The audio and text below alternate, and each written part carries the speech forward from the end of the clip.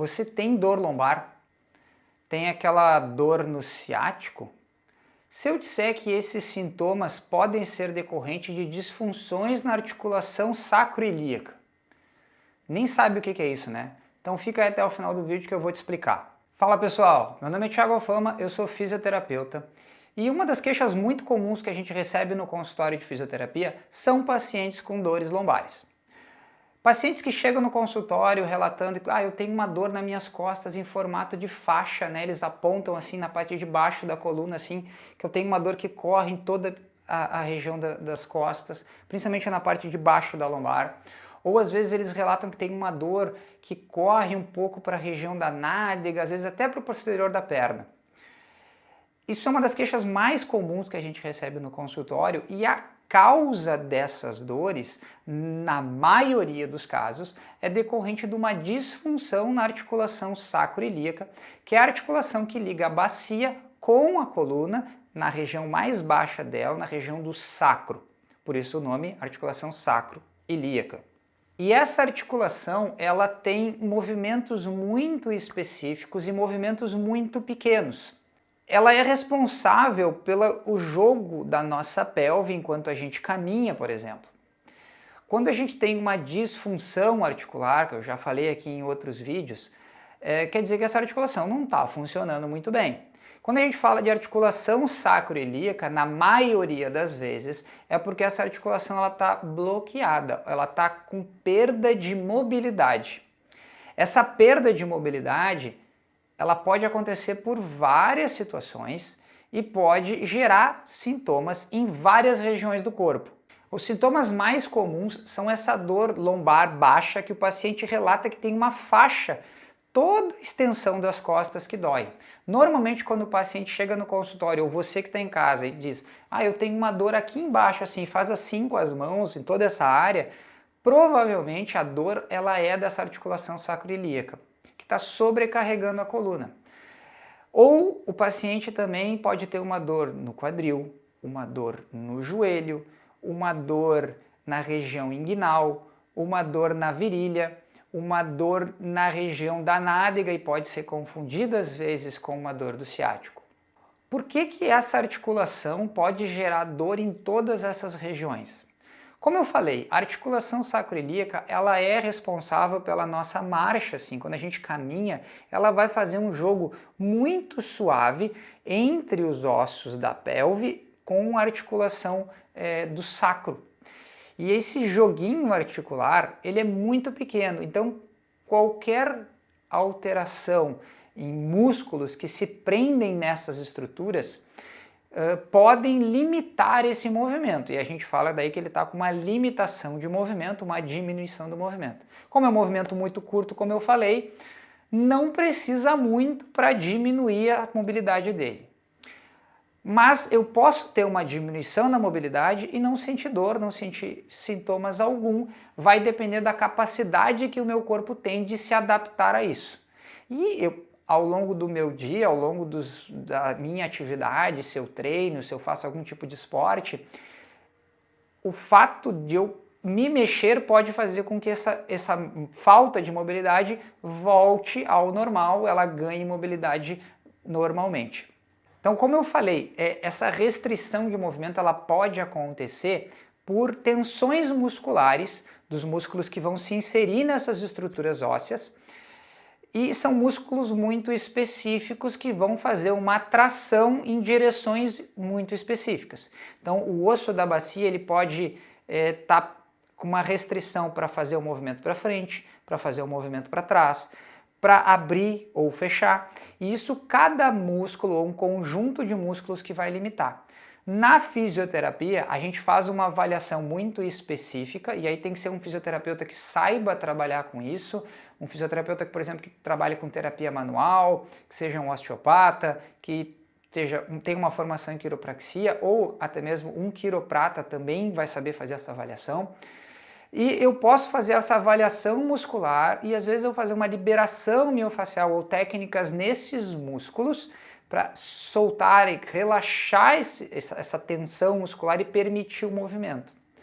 E é importante a avaliação precisa deles, porque às vezes eu fato de eu dizer, não, eu tenho uma restrição de movimento na articulação sacroiliaca. E aí o paciente ou o aluno, às vezes ele sabe já fazer alguns movimentos para provocar movimento nessa articulação, só que não melhora, porque dependendo do tipo de exercício, ou dependendo do tipo de disfunção, vai acontecer o quê? Eu posso manter a disfunção se eu estou estimulando a musculatura errada. Então, por exemplo, é muito comum mesmo, o paciente ter uma contratura muscular, uma tensão muscular no músculo reto abdominal. E este músculo, ele é estimulado quando a gente faz o quê? Abdominais ou uma prancha, um exercício de prancha. Se eu tenho uma tensão ali, eu tenho uma dor nas costas, eu tenho que fortalecer o meu core, como dizem. Aí eu vou lá e fico fazendo prancha. Eu posso manter a minha disfunção, consequentemente a minha dor, mesmo fortalecendo o meu abdômen, porque na verdade a gente tinha que relaxar essa musculatura. Por isso é muito importante a avaliação de um fisioterapeuta experiente que vai saber avaliar e diagnosticar de forma precisa isso. E aí o tratamento, sabendo da avaliação, né, partindo da avaliação, eu sabendo da disfunção, a gente vai fazer técnicas de liberação desses músculos, técnicas de mobilidade articular, como manipulações e mobilizações articulares, e aí a gente pode entrar com Maitland, Múrica, que são técnicas específicas da fisioterapia, ou até mesmo a quiropraxia, né, ajustes articulares, e exercícios específicos para eu alongar, para eu tensionar, para eu contrair, para eu mobilizar tanto articulações quanto músculos. E às vezes eu tenho que fazer exercícios de um lado, de uma perna, de um lado do quadril, de uma forma e de outro lado de outra forma, porque pela avaliação a gente identificou que um lado não estava fazendo um tipo de movimento, o outro lado não estava fazendo outro tipo de movimento. E isso é muito comum nessas disfunções sacroiliacas. E eu posso afirmar aqui com toda certeza, a maioria das dores lombares, o paciente ele chega no consultório às vezes já vindo de uma indicação de fazer fisioterapia por um médico, com um exame de imagem mostrando ali que tem uma hérnia, uma degeneração ou qualquer coisa do tipo.